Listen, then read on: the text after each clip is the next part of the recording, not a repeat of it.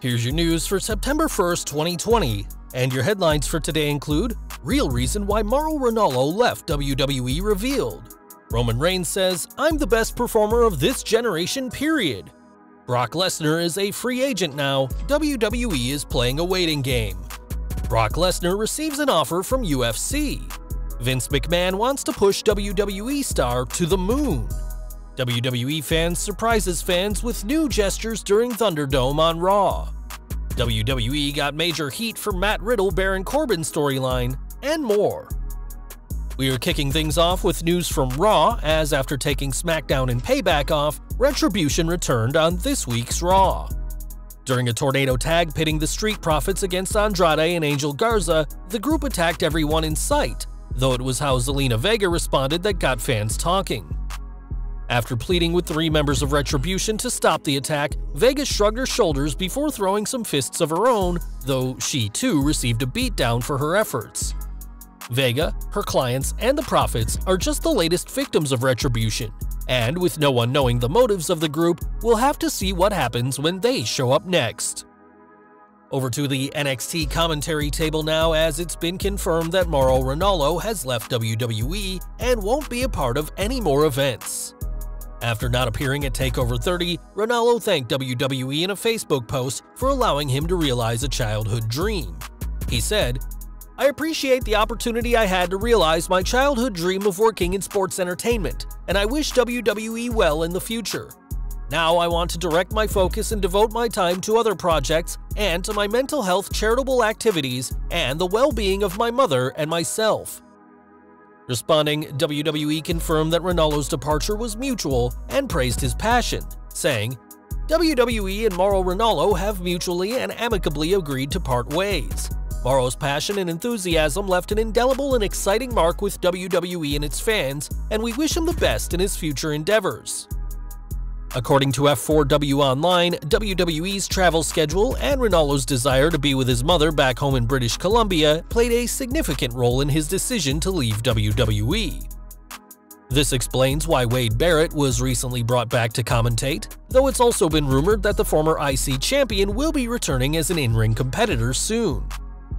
Fans who still want to hear him can find Ranallo commentating for boxing and MMA, and we'll have to see if he ever returns to WWE like he's done before. From one commentator to another, and after Barrett's commentary debut, it seems the former superstar will stay. According to PW Insider, WWE and Barrett are in talks for a full-time contract. The report added, "There had been WWE interest in Bennett dating back to early 2020 as an announcer. There was talk over the last few days that Bennett could perhaps be plugged into NXT UK as an announcer." We've previously reported that WWE was looking to bring Barrett back full-time, and it was also reported that Barrett's return last week was something of a feeling-out process for the former Intercontinental Champion. Clearly that process went well, given that he'll be back for this week's NXT, and fans could soon be hearing the Englishman's voice each and every week. One person who also recently returned is Roman Reigns, and though some fans aren't happy about his heel turn, others aren't happy he's back at all. When one fan accused WWE of shoving Reigns down their throat, describing the new Universal Champion as an overrated performer, Reigns fired back with a level of aggression we don't usually see from him, saying, "Only reason I'm down your throat is because you keep your mouth open. I'm the best performer of this generation, period, and the title is finally in the right hands for it to hold true value." With this newfound aggression and Paul Heyman by his side, it's clear WWE has a new direction for Roman Reigns, and he doesn't care what the fans think of it. Now, it's no secret that WWE has had to change how it does business in the ongoing global situation, and with WWE having to wipe away all large-scale events, unable to sell tickets to their shows for the time being, that's bad for huge names who could shift tickets like Brock Lesnar.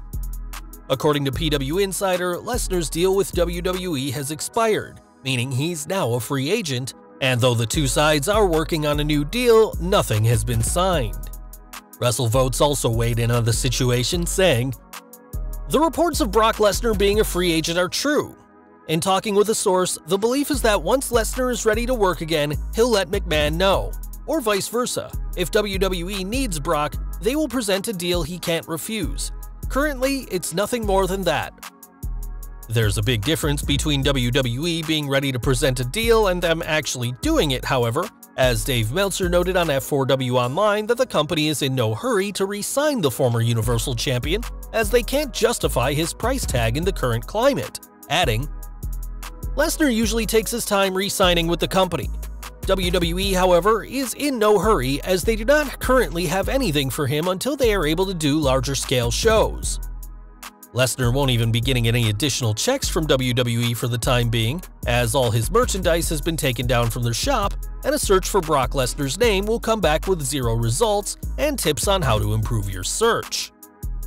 As one of the biggest names in wrestling, there's no shortage of places Lesnar could go, and being a free agent means he can talk to whoever he likes, whether that's returning to the Octagon in UFC or even becoming an all-elite competitor in AEW.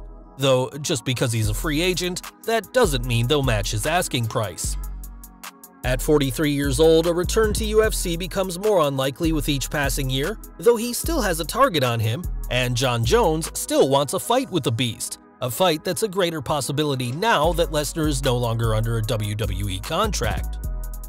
Jones unleashed a slew of tweets recently geared at Stipe Miocic, where it intended to say why a rematch against Miocic made the most sense than facing Francis Ngannou, before he turned his attention to the Beast, saying, "Brock, I'll beat yo ass too."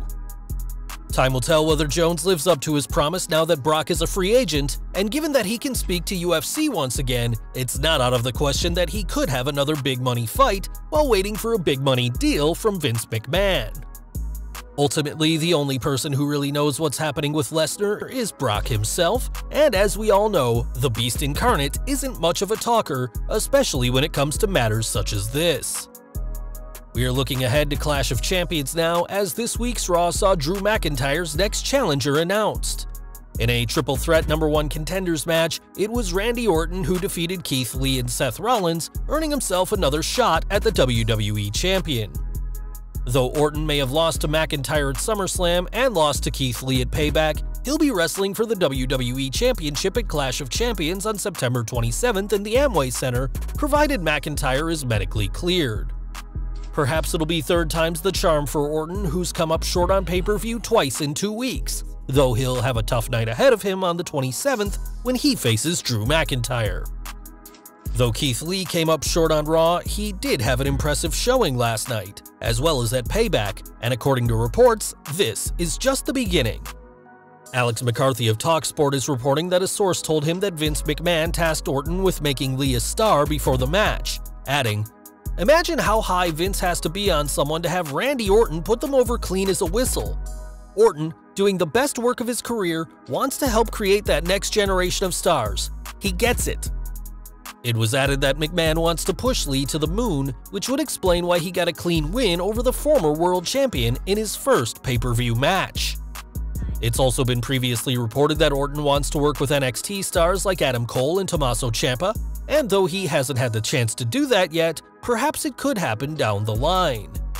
Speaking of the Red brand, fans won't be seeing Rey Mysterio for a while, as WWE have confirmed that he suffered a torn tricep during the Mysterios vs. Rollins and Murphy tag team match at Payback. On Raw, Mysterio was supposed to face Seth Rollins, with the winner getting a spot in the triple threat main event for a shot at the WWE Championship, but he was replaced by Dominic, who lost to Rollins and suffered a curb stomp post-match, whilst the Mysterio family watched backstage.